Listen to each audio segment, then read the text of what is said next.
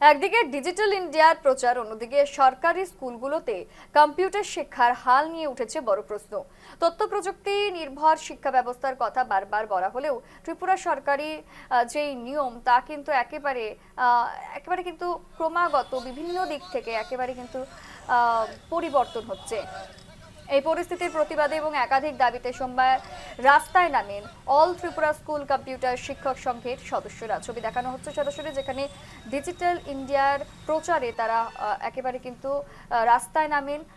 বেহাল কম্পিউটার শিক্ষা ব্যবস্থা, ত্রিপুরা সরকারি স্কুলগুলোতে এখনো নেই স্থায়ী কম্পিউটার শিক্ষক। এরই প্রতিবাদে রাস্তায় নামলো ত্রিপুরা স্কুল কম্পিউটার শিক্ষক সংঘ।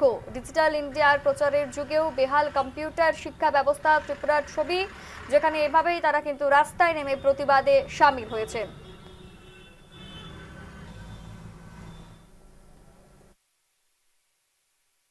আমরা রাজ্যে বর্তমানে 1069 জন রয়েছে।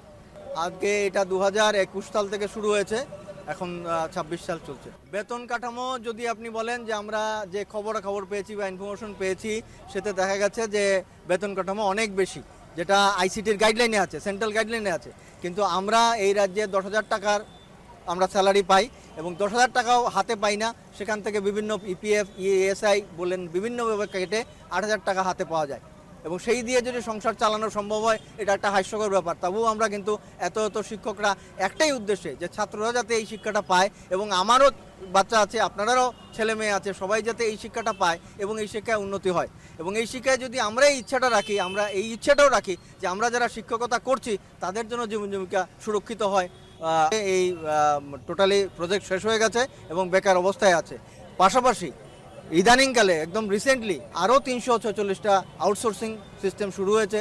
সেখানে সবাই যদিও পায়নি, কিছু লোক পেয়েছে। কিন্তু এইভাবে যদি চলতে থাকে, তার মানে আমার কিছু স্কুলের 5 বছরের জন্য শিক্ষা হচ্ছে, পরে আর শিক্ষা হচ্ছে না, শিক্ষার দরকার নেই। এটাই আমরা বলতে চাইছি সরকারকে, যে শিক্ষাটা যাতে সবার জন্য হয়, শিক্ষাটা যাতে ছাত্রছাত্রীরা লাভবান হয়। এবং এই যে ডিজিটাল ইন্ডিয়া, এই যে আমার এক ত্রিপুরা শ্রেষ্ঠ ত্রিপুরা, এই কথাটাকে সফল করতে গেলে আমার আইটি শিক্ষার অবশ্যই দরকার। এটা আমরাও জানি, আপনারাও জানেন। তো সেই উদ্দেশ্যে আমরা এই মানববন্ধন, সেই উদ্দেশ্যে আমরা সরকারের কাছে বার্তা, বিভিন্ন আবেদনের মাধ্যমে কাগজ পাঠাবার চেষ্টা করেছি। কিন্তু আমাদের রাজ্যের মহামান্য শিক্ষামন্ত্রী তথা মুখ্যমন্ত্রীর সঙ্গে আমরা এখনও সাক্ষাৎ করতে পারিনি। হয়তো কোনো একটা কারণ আমাদের আটকে রেখেছে, কিন্তু আমরা চাইছিলাম ওনার সঙ্গে 10 মিনিটের আলোচনা, যে আলোচনাতে আমরা বলতে চাই যে রাজ্যের এই আইসিটি শিক্ষাটা কিভাবে চলছে, কেন এটা তলানিতে যাচ্ছে। সরকারের কাছে আমাদের বিষয়গুলো নিয়ে আসছি।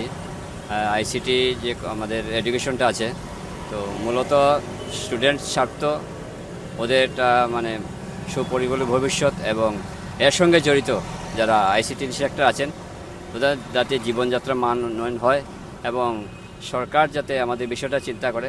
কারণ আমরা দেখেছি আমাদের পার্শ্ববর্তী আসাম, ওয়েস্ট বেঙ্গলও এরকম করেছে, আরও দু একটা স্টেটে করেছে। এই আমাদের বিষয়টাতে আইসিটি ইনস্ট্রাক্টর যাদের একটা স্থায়িত্বের বিষয়ে সরকার চিন্তা করেছে এবং একটা 60 বছর অবধি যাতে চাকরিটা সুনিশ্চিত থাকে, সেই বিষয়ে অন্যান্য স্টেটও করেছে। তো আমরা সেই হিসেবে আমাদের রাজ্য সরকারের কাছে আমরা